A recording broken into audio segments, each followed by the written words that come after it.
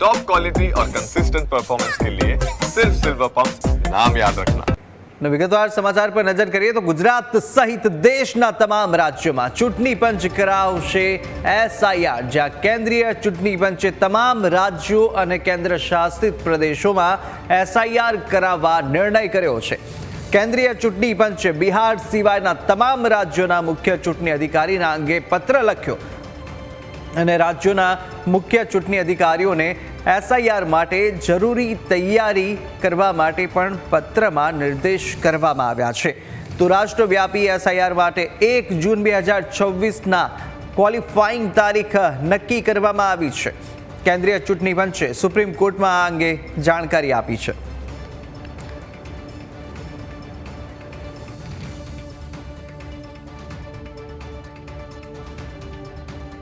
તો આ તરફ સ્પેશિયલ ઇન્ટેન્સિવ રિવિઝન કે જે રાષ્ટ્રવ્યાપી અમલને લઈને અનેક એવા સવાલો પણ ઉઠ્યા હતા। વિરોધ પક્ષ દ્વારા પણ વિરોધ કરવામાં આવ્યો હતો, પરંતુ હવે કે જ્યાં ચૂંટણી પંચ દ્વારા બિહાર સિવાયના તમામ રાજ્યોના મુખ્ય ચૂંટણી અધિકારીને પત્ર લખી અને તેમણે દ્વારા નિર્દેશ કરવામાં આવ્યો છે અને સાથે જ કે જ્યાં હવે ગુજરાત સહિતના તમામ દેશના રાજ્યોની અંદર જ્યાં ચૂંટણી પંચ હવે એસઆઈઆર કરાવશે। તો રાષ્ટ્રવ્યાપી એસઆઈઆર માટેની 1 જૂન 2026ના ક્વોલિફાઇંગ તારીખ પણ નક્કી કરી દેવાઈ છે।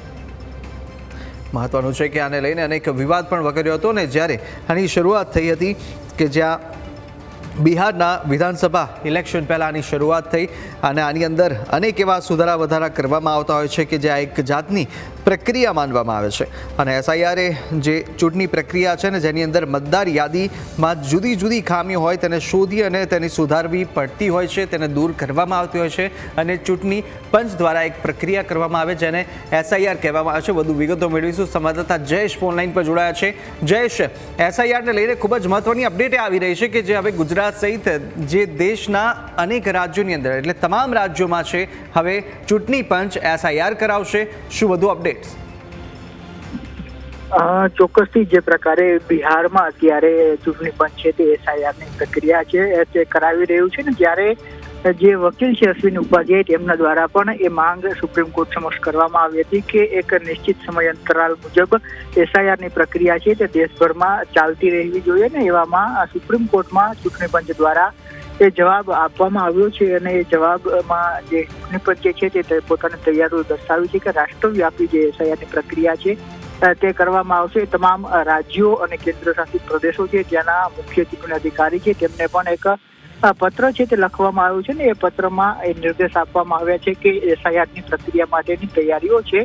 બિલકુલ બિલકુલ જયેશ, આપણી સાથે યજ્ઞેશ દવે પણ જોડાઈ ચૂક્યા છે, ભાજપના પ્રવક્તા। યજ્ઞેશભાઈ, સ્વાગત છે આપનું ન્યૂઝ કેપિટલમાં। પરંતુ અત્યારે એક ખૂબ જ મહત્વના અપડેટ આવી રહ્યા છે કે જે એસઆઈઆર ગુજરાત સહિત દેશના અન્ય રાજ્યોમાં પણ અત્યારે લાગુ થવા માટે અને સાથે તેની પ્રક્રિયા કરવા માટે પણ અત્યારે નિર્દેશ કરી દેવાયો છે। આપની દ્રષ્ટિએ આ નિર્ણય કેટલો યોગ્ય? ચૂંટણી પંચ દરેક 20 વર્ષે આ પ્રકારની પ્રક્રિયા કરતું હોય છે। ચૂંટણી પંચની અંદર એમાં મતદાર યાદીની અંદર 3 પ્રકાર હોય છે। એક સતત સુધારણા હોય છે, સઘન સુધારણા હોય છે અને એસઆઈઆર હોય છે। સતત સુધારણા જે કરી એ દર 6 મહિને થતી હોય છે, જેમાં કોઈના નામ ઉમેરવા રદ કરવા આ પ્રક્રિયા હોય છે। સઘન સુધારણા દર 5 વર્ષે થતી હોય છે, એની અંદર બીએલઓ ઘરે ઘરે જઈ અને મતદાર યાદીની ચકાસણી કરતા હોય છે।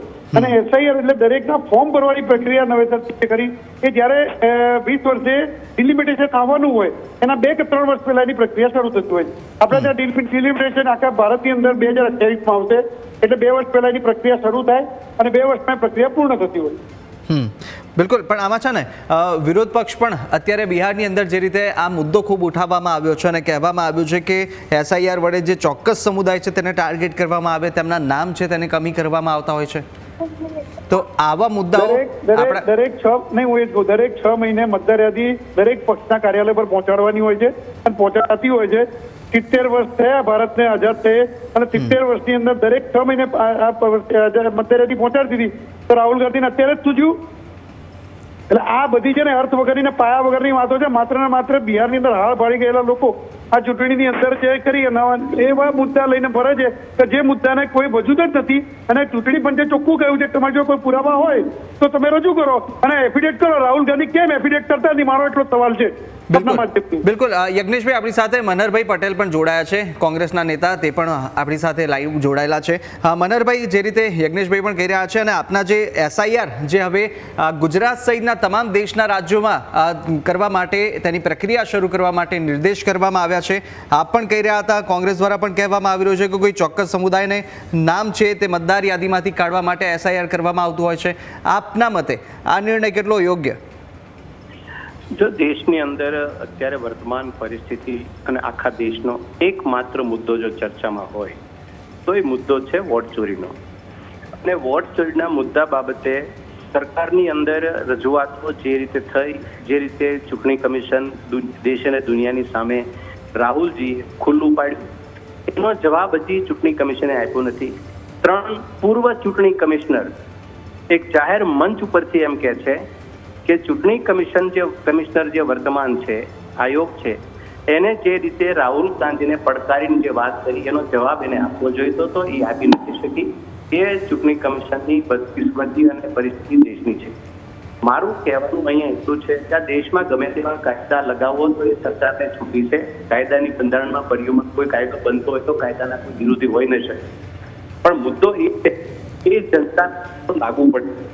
આજે દેશની અંદર ઓછા પ્રશ્નો છે, 10 કે 21 વર્ષની પરિસ્થિતિ દેશનો યુવાન બેરોજગાર એની ચરમસીમા, મોંઘવારી, દેશના સીમાડા, દેશ અંદર દુનિયાની નજર સામે તમે પાકિસ્તાનને જે આતંકવાદી કરવાના હતા ત્યાં આતંકવાદીની દર્જામાં દેશની અંદર પાકિસ્તાનની અત્યારે સુરક્ષા સમિતિની અંદર થઈ અને આપણને આપણી મનહરભાઈ, SIR ની વાત છે, SIR ની વાત છે અને આપ SIR ની વાત કરી. મુદ્દા આ SIR ના મુદ્દાને આ બધા મુદ્દા હતા એને પટાવવા માટે SIR છે. અચ્છા યજ્ઞેશભાઈ, મનહરભાઈ કહી રહ્યા છે જે રીતે કે આ મુદ્દો છે તેને ભટકાવી અને આ SIR લાવવામાં આવી રહ્યું છે અને સાથે અનેક આક્ષેપો પણ ચૂંટણી પંચ પર કર્યા. મનહરભાઈ પણ રાહુલ ગાંધીની જેમ કદાચ ચૂંટણી પંચ પર આક્ષેપ કરી શકતા હોય, પણ અહીં ચૂંટણી પંચે આ વિષય ચૂંટણી પંચ ભારતીય જનતા પાર્ટીનો વિષય નથી, પહેલી વસ્તુ એ છે. પરંતુ ચૂંટણી પંચે સ્પષ્ટ કહ્યું છે કે કોઈ પણ સમાજ જો પુરાવા હોય તો પુરાવા લઈ અને તમે એફિડેવિટ કરો. રાહુલ ગાંધી એફિડેવિટ ન કરે, પણ મનહરભાઈના તો ઈચ્છા હોય તો મનહરભાઈ એફિડેવિટ કરી શકે છે, કોઈ પણ પુરાવા હોય તો. હું આપના માધ્યમથી મનહરભાઈને ચેલેન્જ આપું છું કે રાહુલ ગાંધી ભલે એફિડેવિટ ન કરે પણ તમે કરી શકતા હોય તો કરી દો. આ પુરાવા ખોટું છે, બરોબર? સરકારની અંદર માત્ર ને માત્ર ચેનલમાં બોલવું અને સભાઓમાં જવું આ યોગ્ય નથી. પરંતુ મુદ્દો એ છે યજ્ઞેશભાઈ, મુદ્દો એ છે કે તમારા ચૂંટણી કમિશનર બોલે કે એફિડેવિટ કરી દો અને એ એફિડેવિટ તમે લોકો માગવા નીકળો તો ચૂંટણી કમિશનરનો એ પબ્લિક તો અમે માંગતા જ નથી. અમે તો એમને અમારો વિષય જ નથી, અમે પહેલા જ કીધું મેં, અમારો વિષય જ નથી. આ ચૂંટણી કમિશનરનો કોંગ્રેસનો વિષય છે. તમે માંગો છો ચૂંટણી કમિશનર? અમે માંગતા જ નથી, અમે માંગતા જ નથી. અમે તો એમને કહીએ તમે ત્યાં રજૂ કરો ને, અમારી જોડે શું કરે જવાબ માંગવા આવો છો? ભાજપની સરકારની સામે અમારા પ્રશ્નો એટલા નથી એટલા અમારી સામે ચૂંટણી કમિશનના પ્રશ્નો છે અને દેશના પ્રશ્નો છે.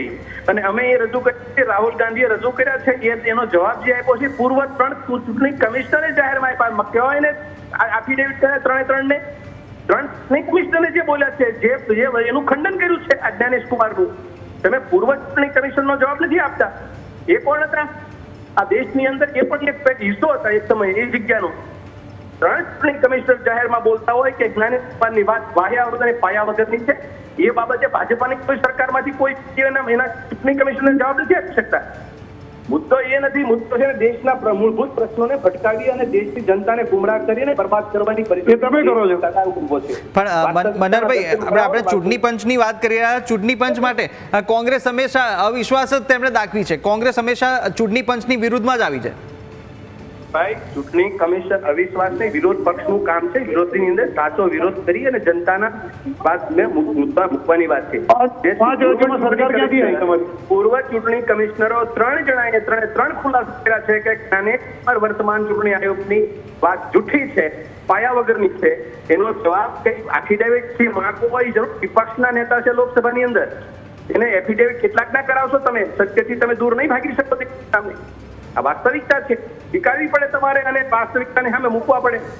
બિહારની અંદર પૂરા દેશની અંદર એક પરિસ્થિતિનું વાતાવરણ બનાવવાનું, પાછળ મુદ્દો ચર્ચાનો બનાવવો અને દેશના મૂળભૂત પ્રશ્નોથી દેશને ઊંડા પાટે ચડાવવો, એ વાત સત્તારૂઢ પક્ષની ચોખટી વાત નથી. મુદ્દા ઉપર કામ કરવું જોઈએ સરકારે. અને મુદ્દા છે ઓછા છે, દેશમાં પડકારો ઓછા છે, એ મુદ્દા કેમ નથી લેવાતા અત્યારે? માત્ર ચૂંટણી કમિશન સાથે ભૂલો કરી છે એના ઉપર તો અમે કામ કરી રહ્યા છીએ, દેશને જાગૃત કરી રહ્યા છીએ કે વોટ ચોરીનો મુદ્દો સૌથી મોટો પ્રભાવિત છે અને વોટ ચોરી કરનારા લોકો દેશની ગાદી વોટ ચોરી કરીને જ ગાદી ઉપર બેઠા છે. વાસ્તવિકતાના મુદ્દા તમે કર્ણાટકની અંદર એક વિધાનસભાના 1 લાખ મતો તમને સામે મૂકી દીધા છે, ચેક કરો, કોણ ના પાડે છે? બિલકુલ. યજ્ઞેશભાઈ, વોટ ચોરીનો મુદ્દો અહીંયા પણ ભવિષ્યમાં આવી શકે ગુજરાતમાં? આપ શું કહેશો? આ મનહરભાઈએ જે પણ સવાલો કર્યા એમાં વોટ ચોરીના મુદ્દામાં એવું છે કે જે રાજ્યોમાં એમની સરકાર છે, 5 રાજ્યોમાં, ત્યાં વોટ ચોરી નથી, એમનું એવું કહેવું છે. અને જ્યાં જે રાજ્યોમાં એમની સરકાર નથી ત્યાં વોટ ચોરી છે. આ સગવડીયો મુદ્દો છે અને પ્રજાને ગુમરાહ કરવાનો મુદ્દો છે. રાહુલ ગાંધીની જોડે જોડે આ બાકીના એમના માણસો પણ ચાલુ પડી ગયા એમાં. સમજાવો.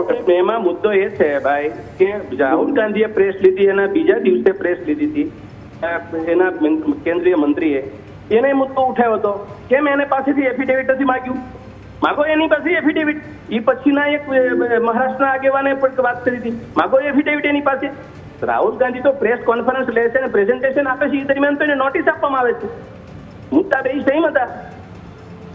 ઠાકુરનો મુદ્દો અને રાહુલ ગાંધીનો મુદ્દો બેનો સેમ હતો. કેમ એફિડેવિટ રાહુલ ગાંધી પાસે આગ્રહ કરવામાં આવે છે? ભાજપાના આગેવાન છે, પ્રેસ લે છે, એની પાસે કેમ આગેવાન લેવામાં આવે એફિડેવિટ? ચર્ચાનો મુદ્દો અહીંયા પર્દાફાશ થાય છે. જ્ઞાનેશ કુમારે દેશની જનતાને ગુમરાહ કરી છે. એ ચૂંટણી કમિશનને સંયુક્ત છે એને સ્વાયત્ત રહેવા દેવું જોઈએ, સ્વતંત્ર રહેવા દેવું જોઈએ. એ ભાજપાની સરકારની નિગરાનીમાં આ ચૂંટણી કમિશન કામ કરે છે. એટલે વોટ ચોરીનો મુદ્દો પ્રભાવિત છે. કોઈ પણ કાળે કોંગ્રેસ આ મુદ્દાને છોડવાની નથી અને ચોર લોકોને ગાદીમાંથી બહાર કાઢવાની છે. અચ્છા મનહરભાઈ, મારો પ્રશ્ન SIRનો મુદ્દો, અને શું તમને એવું નથી લાગતું કે નકલી મતદારો દૂર કરવાથી સાચા મતદારોને પણ આનો ફાયદો થવાનો છે? તો તમે વિરોધ SIRનો શા માટે? મુદ્દો એ છે ભાઈ, મતદાર આ દેશનો નાગરિક છે.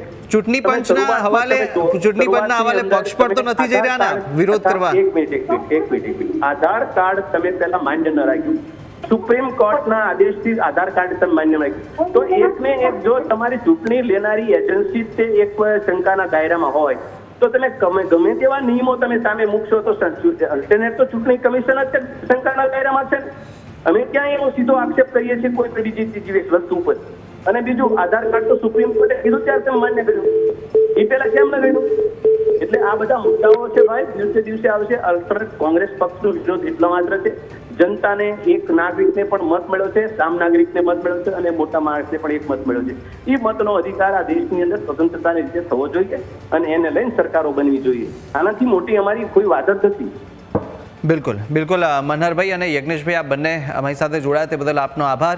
પરંતુ અત્યારે ખૂબ જ જે અપડેટ્સ આવી રહી છે કે SIR માટે હવે જરૂરી તમામ તૈયારીઓ કરવા માટે ગુજરાત સહિત દેશના તમામ રાજ્યોને પણ સૂચનાઓ ચૂંટણી પંચ દ્વારા આપી દેવામાં આવી છે. અને હવે કે જે ગુજરાત સહિત દેશના તમામ રાજ્યોમાં SIR ચૂંટણી પંચ કરાવશે.